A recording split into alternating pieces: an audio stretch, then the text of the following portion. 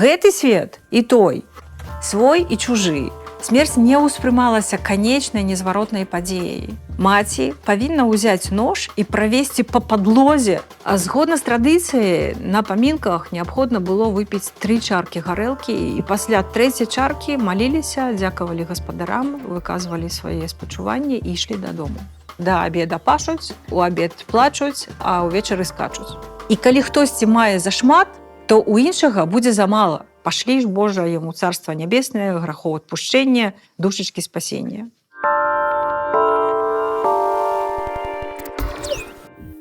Добрый день. Меня зовут Ирина Маховская. Я кандидат исторических наук, этнограф, антрополог. И сегодня мы с вами поразмаўляем про неад'емную частку традыцыйнай карціны свету беларусаў і найбольш захаваны да нашых дзён пласт традыцыйнай культуры, які адлюстраваўся ў самым устойлівым рытуальным комплексе. Мы з вами пагаворым пра феномен смерці і яго ўспрыяцце ў традыцыйнай культуры беларусаў. На пачатку пару слоў аб тым, што менавіта будзе мецца на ўвазе пад тэрмінам традыцыйная культура і традыцыйная карціна свету. Традыцыйная культура – гэта тэрмін з не вельмі дакладна акрэсленымі межамі. У культурнай антрапалогіі ён звычайна разглядаецца як дамадэрная, беспісьменная культура рытуальнага тыпу.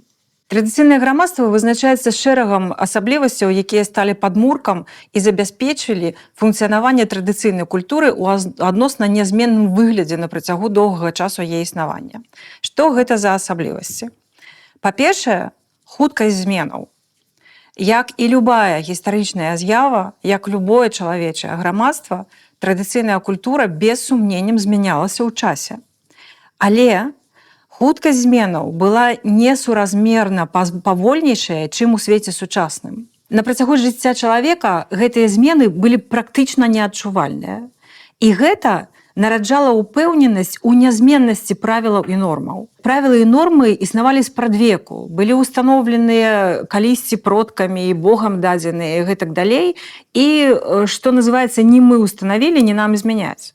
Гэта выразна адчуваецца ў этнаграфічных даследаваннях. Калі збіральнік пытае, чаму трэба штосьці рабіць менавіта такім чынам, у адказ, як правіла, гучыць таму, што так рабілі заўжды, таму, што так рабілі нашыя дзяды. Тое, што ўжо дадзена, тое, што ўжо існуе, не мела патрэбу ў тлумачэннях і каментарах. Затое падрабязна каментуюцца парушэнні. І вось на пытанне, а чаму так нельга было рабіць, інфарманты звычайна даюць разгорнуты адказ, і сутнасць яго зводзіцца да таго, што парушэнне, традыцыя абавязкова караецца няшчасцем для чалавека, а то і для ўсяго калектыву.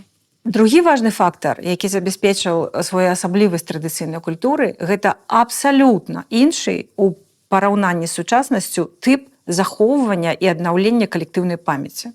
Памяць культуры, умоўна кажучы, рытуальнага тыпу, прынцыпова адрозніваецца ад пазнейшых яе станаў. І перш за ўсё варта адзначыць, што ў культуры, арыентаванай на рытуал, адсутнічала аднастайная семіятычная сістэма, якая была адмыслова прызначаная для фіксацыі і захоўвання інфармацыі. Аб такой сістэме можна казаць толькі з шырокім распаўсюджваннем пісьменнасці. У вуснай культуры, у інфармацыйных мэтах максімальна выкарыстоўваліся, так бы мовіць, падручныя сродкі. Гэта калі прыроднаму, культурнаму асяроддзю чалавека, напрыклад, элементам ландшафту, прадметам хатняга начыння, асобным часткам жылля, ежы, прадметам адзення надаваўся знакавы характар. І гэтыя знакі мадэлявалі сусвет, паўтараючыся бясконцую колькасць разоў. Усе гэтыя семіятычныя сродкі разам з моўнымі тэкстамі, разам з міфамі, разам з фальклорнымі тэкстамі, разам з музыкай і іншымі з'явамі культуры складалі агульнае поле значэнняў, у якасці якога выступала цэласная карціна свету. І гэтая множнасць выражэнняў пры адзіным плане зместу забяспечвала ўстойлівасць культурнай памяці. І ў такім выпадку страта нейкіх элементаў не магла прывесці да забыцця сэнсу ўвогуле. Таму што гэтыя элементы дубляваліся іншымі і таму лёгка маглі быць адноўленыя. Ну, вось давайте прыведзем прыклад. Традыцыйная карціна свету з аднаго боку мела трохчасную структуру. Это вядомая мадэль сусветнага дрэва, дзе верхнюю частку займаюць птушкі, там знаходзіцца птушыны вырай, ён жа рай. У сярэдзінным свеце жывуць людзі і звяры, у ніжнім нечысцікі, чэрці, змеі і гэтак далей. Але з іншага боку традыцыйная карціна свету падзялялася толькі на дзве часткі. Гэты свет і той, свой і чужы, іншы. І ў такім разе і верхні свет, і ніжні разам трапляюць у катэгорыю чужы, у катэгорыю іншы, з адпаведнымі правіламі паводзінаў адносна іх. І ў першую чаргу гэтыя правілы паводзінаў лакалізаваліся вакол пазбягання лішняга кантакту. Мадэль свету заўсёды прадугледжвала ўяўленне пра цэнтр, месца стварэння свету. Тут максімальная канцэнтрацыя сакральнага, свайго, культурнага. Далей перыферыя. І то бок, чым далей ад цэнтру, тым меней патэнцыялу адпаведнай абароны свайго. І мяжа паміж гэтым і тым светам. Прычым гэты і той свет ніколі не існавалі ізалявана. Яны былі ўзаемапранікальныя, і месцы, праз якія можна было трапіць на іншы свет, даследчыкі называюць локусамі. І вось гэта мадэль свету дублявалася на розных узроўнях, маштабіруючы свой свет ад глобальнага да сямейнага хатняга мікракосму. Напрыклад, зразумелы для беларуса, прадстаўніка традыцыйнай культуры, свой свет як вёска. Тут у якасці цэнтра будзе ўспрымацца царква, межы свайго праходзяць якраз па межах вёскі, бо далей ужо ідзе поле, лес, возера і гэтак далей, якія насяляюцца зусім іншымі гаспадарамі, палевікамі, лесавікамі, вадзянікамі, якія могуць уяўляць небяспеку для чалавека, у тым выпадку, калі ён будзе парушаць правілы камунікацыі з гэтым іншым светам. Напрыклад, менавіта па межах вёскі праводзілі рытуальнае абаранаванне, замыкаючы кола, каб зберагчы вёску падчас эпідэміі. На меншым узроўні тая ж мадэль сусвету – гэта сядзіба. Тут цэнтрам будзе хата, межы свайго і чужога якраз па межах сядзібы, а ў якасці локусаў, то бок гэтых месцаў пранікнення паміж тым і гэтым светам, можа выступаць, напрыклад, лазня, якая будуецца заўсёды менавіта на мяжы сядзібы, і яе статус як такого пасярэдніка паміж тым і гэтым светам сустракаецца ў шматлікіх такіх момантах культуры. Напрыклад, у лазню хадзілі гадаць. У лазні забаранялася мыцца пасля палуначы, бо там вельмі позна будзе нечысцік мыцца і гэтак далей. За межы сядзібы, напрыклад, забаранялася выходзіць жанчыне адразу пасля родаў, пакуль яна знаходзілася ў такім уразлівым становішчы. Яшчэ меншай мадэллю сусвету выступае хата. І тут цэнтр будзе на покуці, і локусы ў выглядзе коміну, вокан, дзвярэй і гэтак далей, гэтак далей. То бок, значэнне цэнтра меў цэлы шэраг прадметаў і элементаў ландшафта. Так і азначэнне мяжы, перыферыі і локусаў мелі розныя прадметы. Традыцыйную культуру называюць культурай рытуальнага тыпу. Рытуаламі ў традыцыйнай культуре прасякнута паўсядзённае жыццё, але чым больш сацыяльна важная сітуацыя, тым падрабязней прапісаныя правілы паводзін. І тым больш пільна сочыць калектыў за іх выкананнем. Таму што, як ужо упаміналася вышэй, парушэнне правіл пагражае няшчасцем не толькі чалавеку, але ўсяму калектыву. Рытуал у традыцыйнай культуры выконвае цэлы шэраг суперважных функцый. І адна з якіх якраз непасрэдна аднаўленне культурнай памяці. І не менш важным з'яўляецца псіхатэрапеўтычны эфект рытуалу.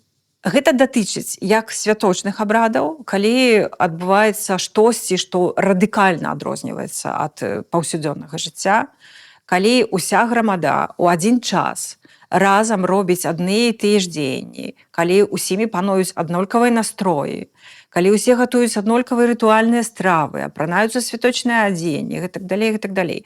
Гэта вельмі важна для ўсведамлення сваёй еднасці, для сваёй прыналежнасці да адной культуры. Агульны эмацыянальны настрой гуртуе ўдзельнікаў, дазваляе ім адчуць сябе адзіным цэлым. Але не меней важны псіхалагічны эфект рытуалу, калі калектыў сутыкаецца з крызіснымі сітуацыямі, такімі як стыхійныя бедствы, смерць членаў калектыву, эпідэміі, гэтак далей, гэтак далей. І рытуал можна вызначыць як адзіна магчымы спосаб паводзін чалавека і калектыву ў тых сітуацыях, якія расцэньваюцца як крызісныя.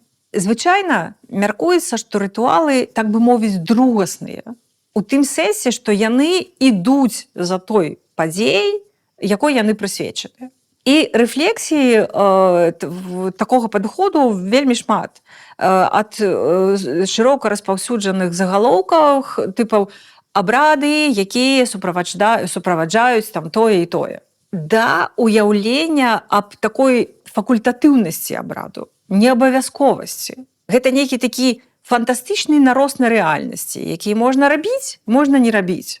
Між тым, калі мы кажам пра традыцыйную культуру, ёсць падставы меркаваць, што характар сувязі паміж падзеяй і рытуалам можа быць іншы. Справа ў тым, што такое распадабленне рытуалу і падзеі прадугледжвае ідэю, што чалавек мог бы, напрыклад, перайсці ў дарослы стан і без рытуалу. Аднак, для тых культур, у якіх гэта падзея спалучана з рытуаламі, напрыклад, з абрадамі ініцыяцыі, гэта адзіна магчымы спосаб стаць дарослым. Стаць дарослым у сацыяльным плане, бо фізічная даросласць, фізіялагічная саспеласць яшчэ не азначае даросласці сацыяльнай. Ну і сапраўды, чалавек не ведаў ніякага спосабу заключэння шлюбу, акрамя вяселля. А калі мы зыходзім, што спачатку ідзе біялагічная з'ява, а потым накладваецца сацыяльная, то якая такая падзея папярэднічае вяселлю? Што адбываецца? Больш за тое, чалавек нараджаўся і паміраў толькі ў рамках рытуалу. Рытуал у архаічным і традыцыйным грамадстве імкнецца паглынуць падзею. Так, напрыклад, момант нараджэння дзіцяці, самі роды, гэта толькі эпізод у сістэме радзіннай абраднасці. Радзінныя абрады пачынаюцца задоўга да родаў, а завяршаюцца праз дастаткова доўгі час пасля. Пакуль адпаведныя рытуалы не здзейсніліся, чалавек не лічыцца у сацыяльным сэнсе цалкам нарадзіўшымся. То бок сваім членам свайго калектыву у пэўным сэнсе чалавекам. Ну, усім вядомыя адносіны да нехрышчоных дзяцей, калі яны паміраюць да таго, як іх пакрысцілі, іх нават не хаваюць на могілках. Рытуальная падрыхтоўка да смерці, напрыклад, там падрыхтоўка адзення і іншых атрыбутаў, пачынаецца часам задоўга да старасці. А ў некаторых традыцыях, нават з дзяцінства, напрыклад, існуюць традыцыі на працягу жыцця збіраць валасы, пазногці і гэтак далей, які потым складваюць у труну чалавеку, калі ён памірае. А ў шэраг продкаў нябожчык пераходзіць толькі у лепшым выпадку праз год. У некаторых культурах праз больш працяглы перыяд і толькі ў тым выпадку, калі пахавальны рытуал быў праведзены па ўсіх правілах.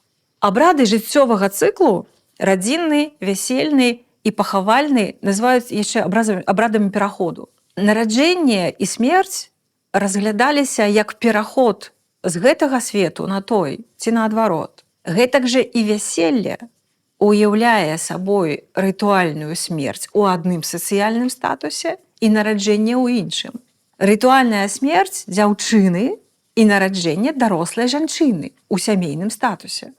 Кожны абрад пераходу мае трохчасную структуру. На першым этапе герой рытуала паступова пазбаўляецца прыкметаў прыналежнасці да папярэдняга сацыяльнага статуса. На другім этапе адбываюцца асноўныя фізічныя змены. І трэці этап – гэта этап набыцця рысаў прыналежнасці да новага сацыяльнага статусу і замацавання ў гэтай ролі. І ў гэтым плане можна казаць, што радзінны, вясельны і пахавальны – гэта адзін рытуал. На ўзроўні структуры і сэнсаў гэта адзін рытуал. І далей, калі мы будзем весці гаворку непасрэдна аб смерці і пахаванні, будзем рабіць адсылкі да радзіннага і весельнага рытуалу, каб прадэманстраваць гэтую сувязь, гэтую паралельнасць гэтых рытуалаў. У традыцыйнай культуры існавала ўяўленне пра, так бы мовіць, нармальную працягласць жыцця, якая была адпушчана чалавеку. Гэта павінен быць тэрмін, за які чалавек павінен выканаць свой жыццёвы сцэнарый. Стварыць сям'ю, нарадзіць дзяцей, у лепшым выпадку вырасціць унукаў, што называлася пражыць свой век. І радыкальныя адрозненні як у плюс, так і ў мінус, то бок як у перажыты век, так і ў недажыты век разглядаліся як не норма. І зноў жа, у такім разе праводзіліся спецыяльныя рытуалы, якія выпраўлялі сітуацыю да стану нормы. Існавалі вельмі устойлівыя ўяўленні пра добрую і дрэнную смерць. Добрай лічылася смерць старога чалавека, якую ён сустракае ў роднай хаце, сярод дзяцей, сярод унукаў. І старыя людзі, якія паміралі сваёй смерцю, пасля правядзення адпаведных рытуалаў пераходзілі ў статус продкаў, дзядоў, што сачылі з таго свету за жыццём сваёй сям'і, спрыялі здароўю, спрыялі дабрабыту і гэтак далей. А дрэнная смерць – гэта смерць гвалтоўная, смерць раптоўная, не ў хаце, без споведзі. Зусім іншае ўспрыяцце было памерлых не сваёй смерцю і не ў свой час. Тапельцы, самазабойцы, памерлыя да шлюба. Яны станавіліся патэнцыйна нячыстымі нябожчыкамі, патэнцыйна шкоднымі для жывых. І пахаванне іх патрабавала спецыяльных абрадаў, якія павінны былі прадухіліць гэтую шкоду. Неправільныя пахаваныя нябожчыкі чакалася будуць прыходзіць ноччу, турбаваць сваякоў, прыходзіць у снах і гэтак далей, то бок яны такі застануцца не там і не там, ні ў тым свеце і не ў гэтым. Якім чынам карэктавалася праблема недажытага ці перажытага веку? Не пражыўшых свой век нежанатых хлопцаў і незамужніх дзяўчат хавалі ў вясельных строях. Для іх на пахаванне выпякалі каравай, а пасаг дзяўчыны раздавалі сяброўкам. І такім чынам жыццёвы сцэнарый, нармальны жыццёвы сцэнарый нараджэння, вяселля, пахавання у рытуале дабудоўваўся да правільнай паслядоўнасці. Ідэя перажытага веку, то бок занадта доўгага жыцця, адлюстроўвае ўяўленне не толькі аб долі, адпушчанай кожнаму чалавеку, але і аб такой агульнай, калектыўнай долі, нейкай колькасці дабрабыту, які быў адпушчаны на ўсю грамаду, на ўвесь калектыў. І калі хтосьці мае зашмат, то ў іншага будзе замала. Калі хтосьці жыве занадта доўга, то ён з гэтай агульнай долі расходуе чужую частку, скарачаючы чыесьці жыццё. Асаблівасці пахавальнага абраду зажыўшыхся старых людзей больш яскрава выражаны ў паўднёвых славянаў. Напрыклад, у некаторых раёнах Балгаріі і Сербіі існуе звычай спраўляць памінкі пры жыцці яшчэ тым людзям, якія жывуць занадта доўга. Гэты звычай цікавы яшчэ і тым, што яшчэ раз паказвае невідавочную храналагічную паслядоўнасць падзеі і рытуала. Не абавязкова сацыяльная, культурная ідзе за біялагічным. Такім чынам, адна канцэпцыя ўспрыяцця смерці – гэта такое паступовае расходванне свайго веку, пражыванне веку. Іншая схема ўспрыяцця уяўляе смерць як актыўны пачатак, як персанаж, які пранікае з таго свету у свет жывых і забірае жыццё. Ва ўяўленнях беларусаў смерць прадстаўлялася часцей за ўсё ў антрапаморфных вобразах і часцей за ўсё ў жаночых. Пранікненне яе ў свет жывых лічылі павінна суправаджацца рознымі прадвесцямі. Напрыклад, пра хуткую смерць сведчылі сны, калі чалавек бачыў памерлых сваякоў, асабліва калі яны клічуць іх да сябе, запрашаюць да сябе і так далей. У хуткую смерць прадракалі падаючыя абразы, калі са сцены раптам падаў абраз. Незвычайныя гукі ў хаце таксама сведчылі пра тое, што будуць нейкія радыкальныя перамены. І часцей за ўсё чакалася такі сыгод. І цікава паглядзець на лексіку, якая склалася вакол успрыяцця смерці. Яна вельмі разнастайная і ў значнай ступені другасная. Бо такое наўпроставае прамое называнне смерці часта было табуявана. Таму паміранне і смерць азначаюць мноствам эфемічных выразаў з характэрнымі рысамі, якія яскрава дэманструюць упісванне уяўленняў аб смерці ў агульную карціну свету. Значная колькасць выразаў апісвае смерць як перамяшчэнне ў прасторы. Тут працэс памірання ці факт памірання назвалі адысці, пайсці з жыцця, пайсці да дзядоў, пайсці на той свет, сысці ў зямлю, пакінуць гэты свет і гэтак далей. Таксама і працэс родаў у фальклоры апісваецца як шлях, які павінна прайсці дзіця, каб прыйсці на гэты свет. Сам момант памірання, агонія, апісвалася менавіта ў такіх прасторавых тэрмінах. Напрыклад, на Палесе гэта называлі брод. І прысутныя імкнуліся палегчыць пакуты паміраючага. І найбольш распаўсюджанымі рытуальнымі дзеяннямі пры цяжкай смерці было адкрыванне ўсяго, што можна адкрыць. То бок адкрывалі замкі, вокны, дзверы, печныя засланкі, развязвалі вузлы і гэтак далей. І гэтыя ж самыя рытуалы праводзілі ў выпадках цяжкіх родаў. Зыходзячы з універсальнай ідэі, што падобнае выклікае падобнае, адкрываючы вокны, адкрывалі шлях дзіцяці ў гэты свет, а паміраючаму ў той. У асабліва цяжкіх выпадках разбіралі частку столі ці даху, здымалі вільчак, як бы адкрываючы шлях душы на той свет. Лічылася, што асабліва цяжка пакутаюць паміраючы знахары, чараўнікі і гэтак далей, бо Бог не прымае іх душу, ці пакуль яны не перададуць іншаму чалавеку свае веды. Падчас агоніі неабходна было захоўваць поўную цішыню. І толькі пасля таго, як чалавек паміраў, жанчыны пачыналі галасіць. Бо лічылася, што рэзкімі гукамі можна спугнуць гэты працэс памірання, і чалавек будзе мучацца яшчэ. І дастаткова шмат запісваецца ў экспедыцыях такіх гісторый. Напрыклад, што там доўга паміраў бацька, і усе чакалі, і ў гэты момант заскачыў кот у вакно. І пасля гэтага ён яшчэ суткі мучыўся. На ўзроўні рытуальна выражаных дзеянняў ператварэння жывы памерлай пачынаецца з таго, што нябожчыку закрывалі вочы, закрывалі, як правіла, манетамі. І тут зноў паралеліцца з радзінным рытуалам. Калі пры першым купанні дзіцёнку праціраюць вочкі сярэбранай манеткай для таго, каб яно добра бачыла.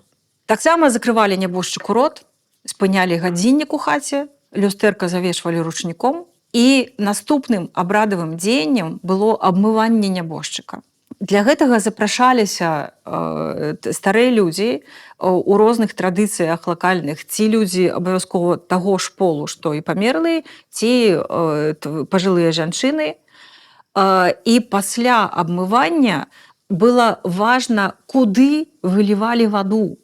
Выліць абы куды было немагчыма. Трэба было выліць у такім месцы, дзе ніхто не ходзіць. Каля плоту, пад вугал хаты. То бок такое месца, якое немагчыма было перакрочыць.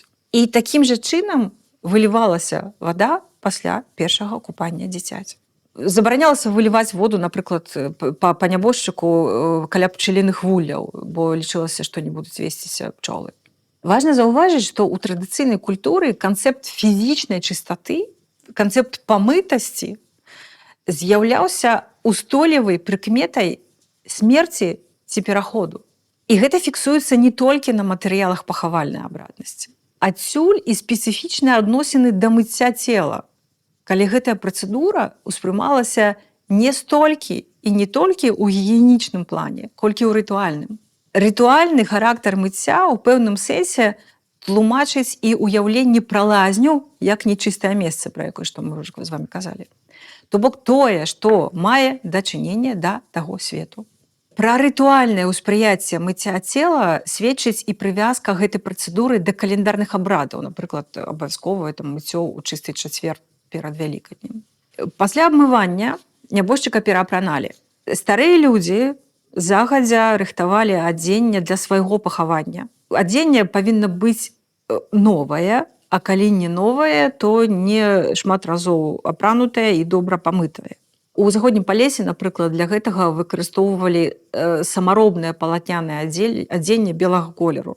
А калі шылі адзенне для ўжо памерлага чалавека, калі не было загадзя прыгатаванага, то трэба было прытрымлівацца правілаў, якія стваралі б гэтае адзенне адмыслова не такое, як у жывых. То бок, такое адзенне шылі без вузлоў, іголку трымалі ад сябе, ці нават левай рукой, то бок пакрэсліваецца такая выразная адрознасць адзення нябожчыкаў ад адзення жывых. Тут трэба адзначыць яшчэ адну важную дэталь. На нябожчыку запіналіся ўсе гузікі, завязваліся ўсе вузлы. Успомнім развязванне ўзлоў падчас памірання. І таксама распаўсюджаны звычай звязваць нябожчыку рукі і ногі. І зноў жа, трэба ўспомніць адзін з радзінных абрадаў. Калі дзіцёнак робіць першы крок, маці павінна ўзяць нож і правесці па падлозе ножом паміж ножкамі дзіцяці, як бы разразаючы путы, якімі былі спутаныя яго ногі. То бок, зноў жа, бачым вось гэты паралель паміж пахавальным і радзінным абрадам. Таксама такі абрад праводзілі, калі дзіця доўга не хадзіла. Пасля абмывання, пасля апранання нябожчыка клалі на лаву каля сцяны нагамі да дзвярэй. І згодна з традыцыяй нябожчык павінен быў пераначаваць у сваёй хаце хаця б адну ноч. Пры гэтым яго ні ў якім разе не пакідалі аднаго. Родныя, сваякі, суседзі увесь час знаходзіліся побач, не спалі, сядзелі пры ім. Увогуле, рытуал прадугледжваў абавязковы удзел усей грамады ў тых сітуацыях, якія разглядаліся як крызісныя. Сваякі, суседзі заўсёды падтрымлівалі сям'ю нябожчыка. Напрыклад, рабілі труну толькі чужыя людзі, капалі магілу толькі чужыя людзі. Прычым гэта рабілася бясплатна, толькі за пачастунак. Для труны выкарыстоўвалі не вельмі добра абчасаныя дошкі, у сярэдзіне яе аббівалі наміткамі і векам накрывалі посцілкай. І ў труну для нябожчыка клалі ўсё неабходнае, што можа спатрэбіцца яму на тым свеце. Увогуле, такое перанесенне ў труну, яно паралелілася ў рытуальным плане з наваселлем. У труну клалі дробныя грошы для таго, каб заплаціць за месца на могілках ці за пераправу праз раку на той свет. Прадметы адзення, напрыклад, для мужчыны клалі шапку, жанчыне клалі намітку, рамеснікам клалі прылады іх працы, дзецям клалі цацкі, свечку, усім за выключэннем самазабойцаў клалі абразок і гэтак далей. Труну з хаты выносілі таксама абавязкова чужыя людзі. Пры гэтым 3 разы стукалі труной аб парог хаты, каб памерлы не вярнуўся туды. З гэтага моманту, з моманту такога фізічнага перамяшчэння, рытуалы напраўленыя на тое, каб не вярнулася смерць у хату.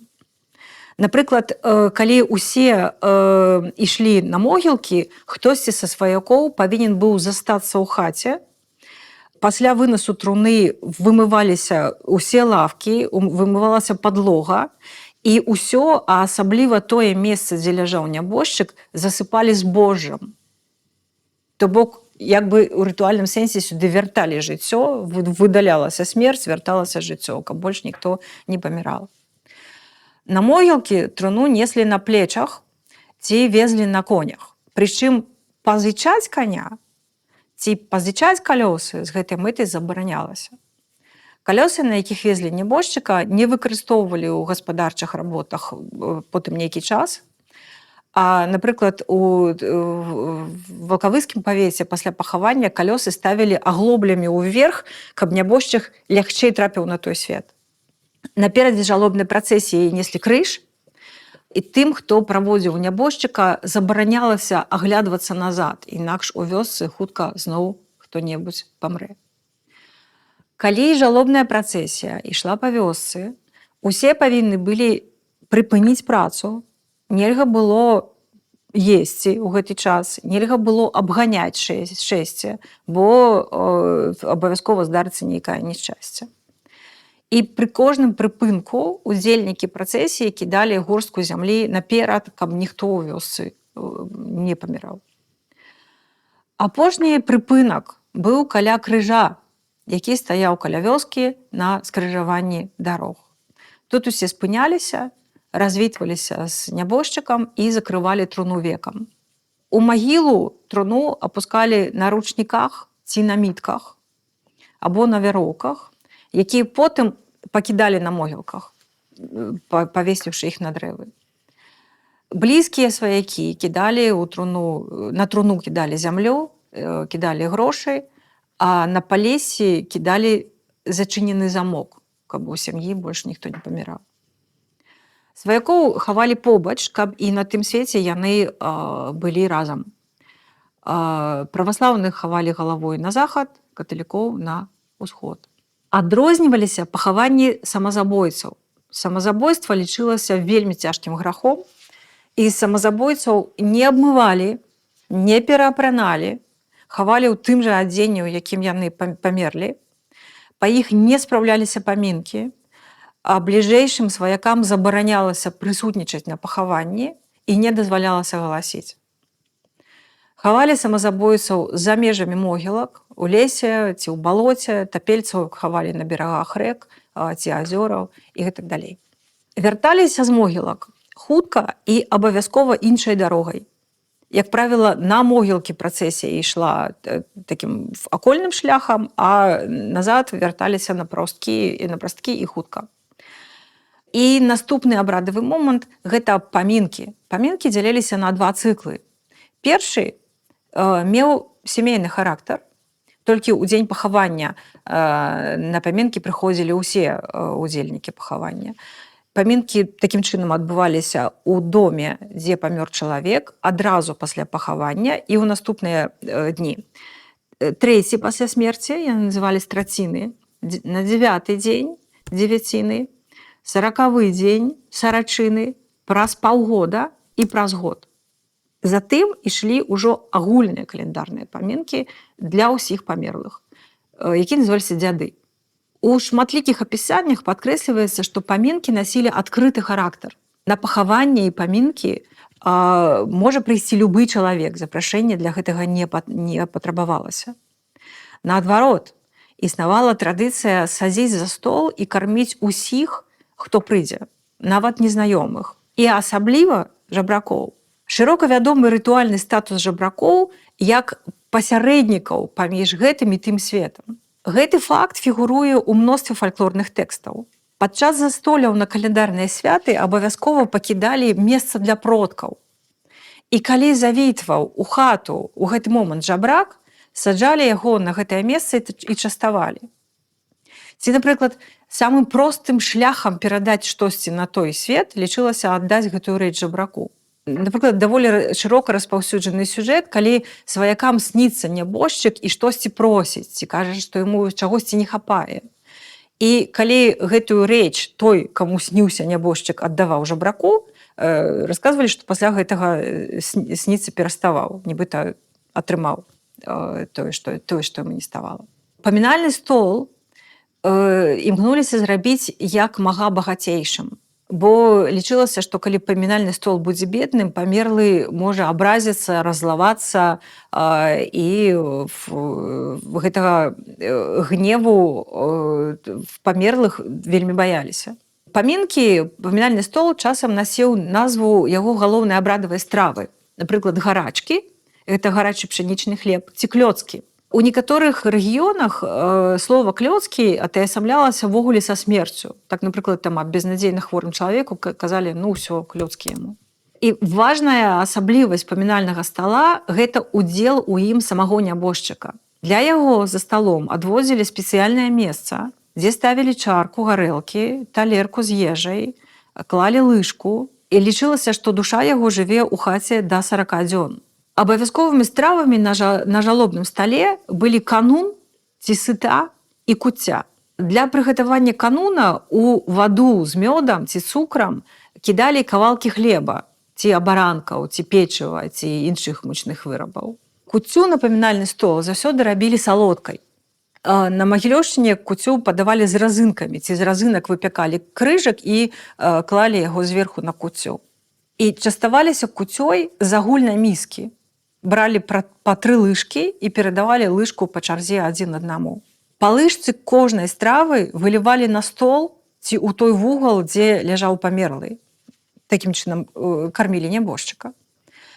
За сталом мужчыны садзіліся бліжэй да кута, жанчыны на дальніх канцах стала ці за асобным сталом. У смаленскіх беларусаў на самыя пачэсныя месцы, то бок на покуці, садзілі людзей, якія рабілі труну, якія шылі адзенне нябожчыку і якія капалі магілу. Астатнія садзіліся пасля іх. За сталом не прытуляліся цесна адзін да аднаго, каб не прыціснуць продкаў, якія лічылася ўдзельнічалі ў гэтым абедзе. На Быхаўшчыне перад тым, як выпіць першую чарку гарэлкі, госці хрысціліся і жадалі нябожчыку, казалі там: «Пашлі ж, Божа, яму царства нябеснае, грахоў адпушчэння, душачкі спасення». Спачатку вылівалі па чарцы гарэлкі, памінаючы памерлага, і закусвалі блінамі. Потым падаваўся боршч з мясам ці з салам, а ў пост з рыбай ці з мучной заталокай і канапляным маслам. Таксама падавалі яечню, каўбасы, тушоную капусту, пірагі, смажаную бульбу, а напрыканцы трапезы галушкі з грэцкай ці пшанічнай мукі. У лійскім павеце нябожчыкаў паміналі абавязкова постнымі стравамі. Спачатку падавалі рэдкі кісель з грыбамі, які называўся жур, а потым пілі гарэлку і закусвалі хлебам і рыбай. У многіх мясцовасцях на стол ставілі гарачы пшанічны хлеб, паляніцу, прычым з яго елі незвычайным чынам. І яго не краілі ножом, а абавязкова ламалі на кавалкі рукамі. І гэта хлеб павінен быць гарачым, і менавіта парам ад гарачых страваў лічылася частуюцца душы памерлых. Згодна з традыцыяй, на памінках неабходна было выпіць 3 чаркі гарэлкі і паспрабаваць не меней як 3 стравы. І пасля 3-й чаркі маліліся, дзякавалі гаспадарам, выказвалі свае спачуванні і ішлі дадому. Прычым першы з-за жалобнага стала уставаў самы старэйшы па ўзросце. Паколькі лічылася, што той, хто раней выйдзе, той першы і памрэ. Ці, напрыклад, калі раптам устане хтосьці з маладзейшых, гэта вельмі такі быў дрэнны знак, бо чакалі, што будуць маладыя паміраць. Гэтае павер'е не датычылася святароў. На гадавіну смерці адзначаліся прыкладзены. У гэты дзень клалі на магілу кавалак дрэва, абруб ці прыклады, ці камень, і ставілі крыж. На магіле наладжвалі абрадавую трапезу, частку ежы пакідалі для нябожчыка, і памінкі на гадавіну завяршалі першы цыкл памінання памерлага. Далей нябожчыка паміналі ў спецыяльныя дні, прадугледжаныя народным календаром, разам з усімі іншымі памерлымі. Дзяды – адна з галоўных традыцый у беларускай культуры, якая выконвала вельмі важныя функцыі. Гэта свята, якое мае традыцыю старажытнейшую за хрысціянства, але якое абсалютна ўпісваецца ў хрысціянскую карціну свету. Як у хрысціянскім светаўспрыманні няма памерлых, бо у Бога ўсе жывыя, бо душы памерлых разам з намі знаходзяцца ў адзінай царкве. Такой жа логіцы адпавядала і архаічная карціна свету. Як было ўяўленне аб падзеле свету на гэты свет і той, так было ўяўленне і аб іх адзінстве. Памерлыя пераходзяць у іншы свет і становяцца продкамі, дзядамі, не губляюць сувязі з жывымі, дапамагаюць ім з таго света, спрыяюць, пасылаюць ураджай, ввогуле долю Ну, пры ўмове, што нашчадкі вядуць правільнае жыццё, памятаюць пра продкаў, шануюць продкаў. Другая важная функцыя дзядоў – гэта функцыя сацыяльнай памяці. На ўсіх узроўнях асобнаму чалавеку, сям'і, сельскай грамадзе, народу важна ўсведамляць свае карані, адчуваць датычнасць да калектыву, які існуе спрадвеку.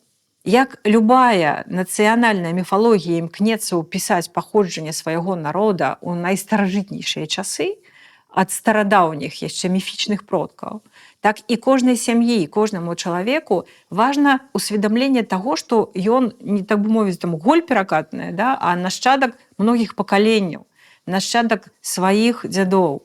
У сучаснай побытавай свядомасці паняцце дзяды замацаванае перш за ўсё за восеньскімі дзядамі. Але ў традыцыйным беларускім календары дзяды адзначаліся як найменей 4 разы на год, па 4 порах року. Гэта масленічныя дзяды, траецкія, велікодныя і восеньскія ці вялікія. У кожнай лакальнай традыцыі дзяды маглі адзначацца ў розныя дні. Напрыклад, у Веткаўскім раёне дзяды адзначалі раз на год, і гэты дзень называўся радзіцелі. У асноўным дзяды адзначаліся напярэдадні вялікага свята. У некаторых традыцыях, напрыклад, у Лепельскім раёне, адзначалі дзяды ледзь не ў кожнае свята. Цытуючы інфармантаў, мама даўней казала, калі сабяруцца на свята, адпраўце ўперад дзяды. Палілі свечку і паміналі дзядоў, тады ўжо пачыналі святкаваць. Восенню гэта былі змітраўскія дзяды ці асяніны, якія адзначаліся перад днём Дзмітрыя Салунскага, то бок 26 кастрычніка, праваслаўнымі беларусамі, і пасля Дня ўсіх святых, 1 лістапада, каталікамі. Але таксама маглі адзначацца міхайлаўскія, пакроўскія, піліпаўскія і гэтак далей. То бок напярэдадні свята ў суботу праваслаўная царква праводзіць задушныя мшы ў суботу праз 3 дні пасля пакроваў. І восеньскія дзяды лічыліся галоўнымі ў гадавым памінальным коле і называліся вялікімі дзядамі. Сэнс дзядоў у тым, што згодна з вераваннямі ў гэтыя дні дзяды, душы, радзіцелі наведваюць сваіх нашчадкаў, прыходзяць да іх на памінальную вячэру, паглядзець, як яны ўшаноўваюць памяць пра дзядоў, як яны дбаюць аб гаспадарцы, ці там правільнае жыццё яны вядуць. А нашчадкі, у сваю чаргу, імкнуліся як мага лепей прадэманстраваць сваю годнасць і дбайнасць. Абрадавым застоллем дзякавалі дзядам за добры ўраджай напрыканцы года. І таму менавіта восеньскія дзяды лічыліся галоўнымі, вялікімі. То бок дзяды адзначаюцца дома у адрозненне ад радуніцы, напрыклад, калі, памінаць, хадзілі на могілкі. Дзяды не заўсёды адзначаліся толькі адзін дзень. Продкаў маглі памінаць асобна мужчын і жанчын. І тады ў пятніцу гатавалася постная вячэра, гэта называлася бабы, а ў суботу скаромная дзяды. Хаця месцамі наадварот адзначалі ў пятніцу дзяды, ў суботу бабы. У цэнтральным Палесе адзначалі 3 дні. У чацвер пяклі блінцы са смятанай, і гэта былі дзецкія дзяды. Але так паміналіся так званыя чыстыя дзяды. Тыя, хто памёр не сваёй смерцю, паміналіся толькі раз на год перад Троіцай. Рыхтавацца да дзядоў пачыналі загадзя. Абавязкова старанна прыбіралі хату, выносілі гаспадарчыя прылады, каб яны не заміналі ў хаце духам. Наводзілі парадак на двары. Уся сям'я абавязкова мылася ў лазні.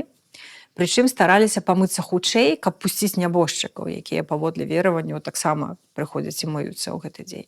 І для дзядоў у лазні пакідалі абавязкова вядро вады і новы венік. Напярэдадні свята прыбіраліся на могілках, замяталі апаўшае лісце, прыбіралі сухія кветкі, падфарбоўвалі помнікі. Прычым трэба было прыбраць не толькі свае магілы, але і тыя, якія няма каму даглядаць.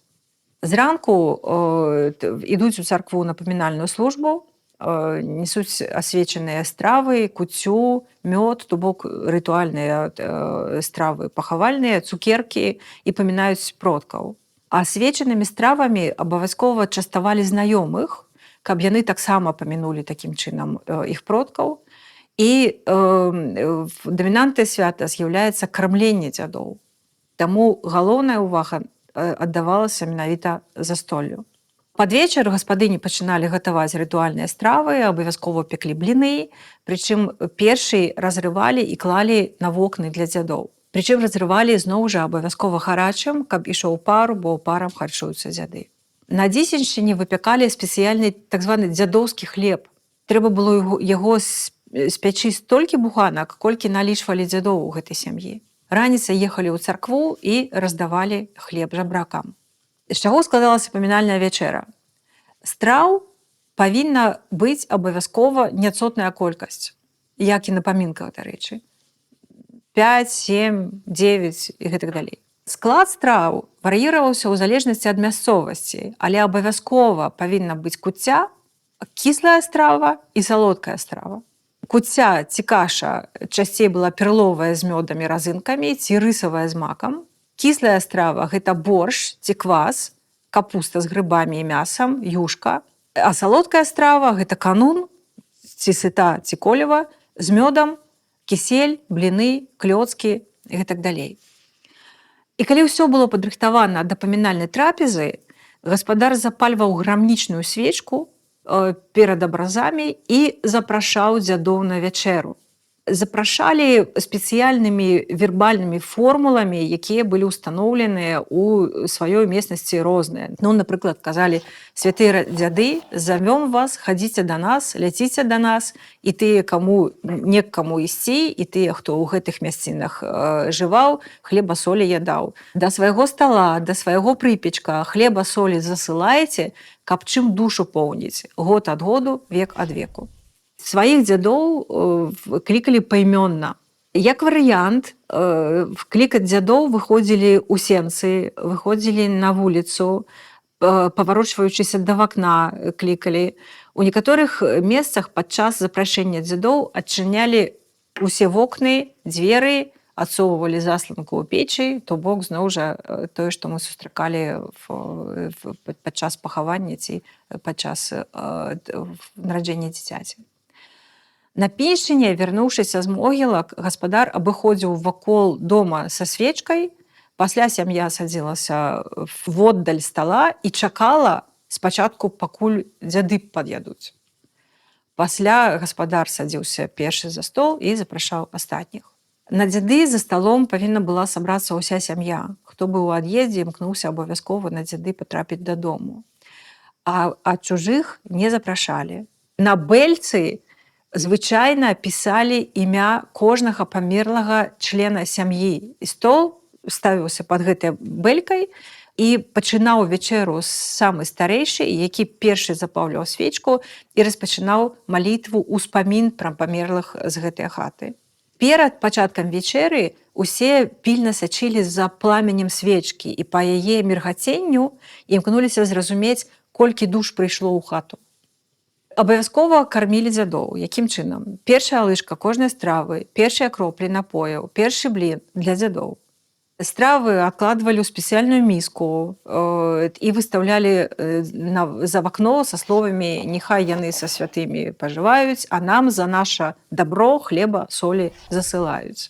І кожны раз, з'еўшы лыжку ежы, клалі яе на стол на час неабходны, каб дзяды таксама пачаставаліся. Прычым лыжку трэба было класці выемкай уверх, каб нябожчыкі не перавярнуліся ў магілах уніз тварамі. Раскладвалі стравы на вокнах, на стол ставілі шклянку вады, хлеб і столькі лыжак, колькі ў хаце было дзядоў.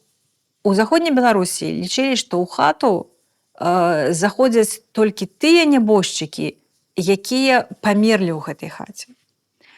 Прычым праведныя душы ўваходзяць у дом, аглядаюць гаспадарку, жывёлу, удзельнічаюць у вячэры, а грэшныя душы могуць толькі паглядзець у хату праз вакно. Таксама было не прынята спраўляць дзяды ў новай хаце да тых пор, пакуль у ёй хто-небудзь не памёр. Дзядоўская вячэра праходзіла в такой стрыманай атмасферы, без гучнай весялосці, у ціхіх размовах, ва ўспамінах пра продкаў. Сядзелі за сталом доўга, успаміналі продкаў, пачынаючы з самага старэйшага ці найбольш вядомага. І такія беседы былі вузлавымі момантамі ў механізме міжпакаленнай трансляцыі гістарычнай памяці. Менавіта ў такія дні моладзь даведвалася аб гісторыі свайго рода, аб важных падзеях, аб асобах, іх характарах, учынках, іншымі словамі пра ўсё, што жывіць свядомасць чалавека як прадстаўніка пэўнай сям'і, як прадстаўніка пэўнага рода, пэўнага грамадства. Пра продкаў гаварылі з замілаваннем, успамінаючы рысы характару кожнага з іх, аблічча, нейкія своеасаблівыя звычкі, словы, здольнасці, там, наказы, гэтак далей.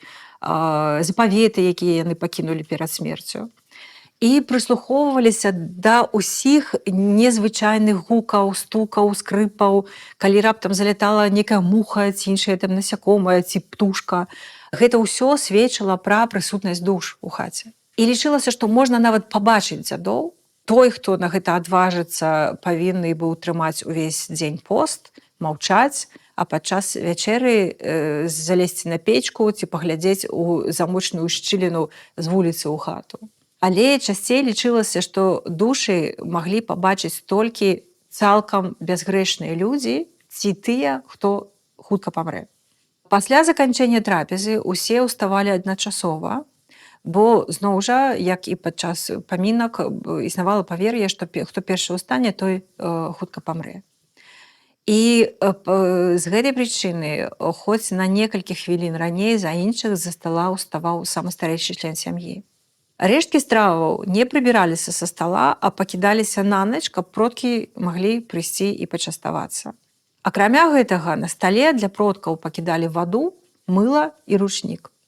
У тых сем'ях, дзе былі тапельцы, памінальныя стравы кідалі ў рэчку ці ў возера. Раніцай прыбіралі, што самі даедалі, што хатняй жывёле аддавалі, авечкам, курам, катам, сабакам, але толькі не свінням. Таксама было прынята запрашаць на вячэру бедных суседзяў і рэшткі страў аддавалі ім. І кожная сям'я шчодра частавала жабракоў, якія хадзілі на дзяды па вёсках, прычым лічылася вельмі недобрым знакам, калі жабрак міне нейкую хату. І гаспадары спецыяльна адпраўляліся за жабраком і запрашалі яго на пачастунак. Пасля вячэры развітваліся з дзядамі і як перад пачаткам вячэры запрашалі іх, так у канцы праважалі. Гаспадар браў вялікі кубак з вадой, накрываў яго ручніком і, адчыніўшы дзверы, развітаўся з душамі продкаў, прамаўляў рытуальныя словы, накшталт такіх там святыя дзяды, паелі куці, ідзіце дадому. Пасля гэтых слоў вылівалі воду на двор у бок вясковых могілак, ці там палівалі вадой падлогу да дзвярэй, ці влілі ваду ў вугал хаты, ці пырскалі вадой вакол стала, і гэтак далей, гэтак далей. Са словамі святыя дзяды-радзіцелі, ідзіце на сваё месца, спачывайце і нам спрыяйце. То бок, як мы бачым, абавязкова дэманструецца ідэя, што гэты свет знаходзіцца ў ўзаемасувязі. На гэтым свеце дбаюць, памятаюць пра дзядоў, на тым свеце дзяды даюць на гэты дабрабыт, здароўе, ураджай і гэтак далей, гэтак далей. Святкаванне дзядоў лічылася абавязковым.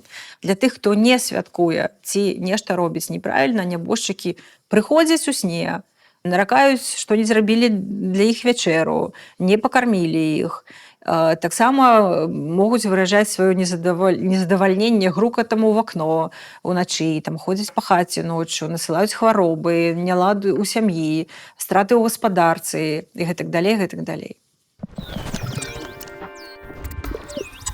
Яшчэ адзін шырока распаўсюджаны памінальны дзень – гэта радаўніца. Адзначаецца радаўніца на наступным тыдні пасля Вялікадня ў аўторак, то бок на 9-й дзень пасля Вялікадня. Паходжанне назвы звязваюцца словамі рада, радзіць. Чалавек радзіўся з продкамі аб вырашэнні сваіх праблем, і гэта весна, гэта пачатак палявога сезону, такое аб'яднанне дзеянняў таго света і гэтага нашчадкаў і дзядоў было важным для наступнага ўраджая. На могілках запальвалі на магілах сваякоў і проста знаёмых нябожчыкаў, калі да іх ніхто не прыходзіў, запальвалі свечкі і клалі велікоднае яйка. Жанчыны галасілі аб памершых, крыжы ў гэты дзень упрыгожвалі белымі вышыванымі ручнікамі, вяночкамі. Пазней на адной з магіл выстаўляліся прынесеныя з дому стравы, мёд, тварог, бліны, рыба, каўбасы, тое, што заставалася з велікоднага стала. І пачынаўся абед. Калі на могілках пахавана было некалькі родных, то абедалі штогадова па чарзе на кожнай магіле. Спачатку праліваюць кожны са сваёй чаркі на магілу гарэлку, лыжачку сыты, а потым пачынаюць есці самі. І за абедам зноў жа ўспамінаюць памерлых, іх добрыя справы, звычкі, рэшткі памінальных страў забіралі з сабой, але раней раздавалі жабракам, якія прыходзілі ў гэты дзень на могілкі спяваць псалмы. І завяршаўся гэты дзень святочным застоллем у каго-небудзь у хаце, у каго-небудзь з родных. І таму кажуць, што на радаўніцу да абеда пашуць, у абед плачуць, а ўвечары скачуць. Падсумоўваючы нашу размову, трэба сказаць, што традыцыйная карціна свету беларусаў прадугледжвала погляд на смерць як на неад'емную частку жыцця. Смерць не ўспрымалася канечнай незваротнай падзеяй. Нябожчыкі пераходзілі ў статус продкаў і працягвалі знаходзіцца ў кантакце са сваімі нашчадкамі, хоць у новым статусе і іншым чынам. Гэты і той свет існавалі побач, і пры умове следавання ўсім правілам і нормам, пры выкананні патрэбных абрадаў і рытуалаў, гэтае суіснаванне было як найменей нейтральным, а ў пэўных выпадках і спрыяльным.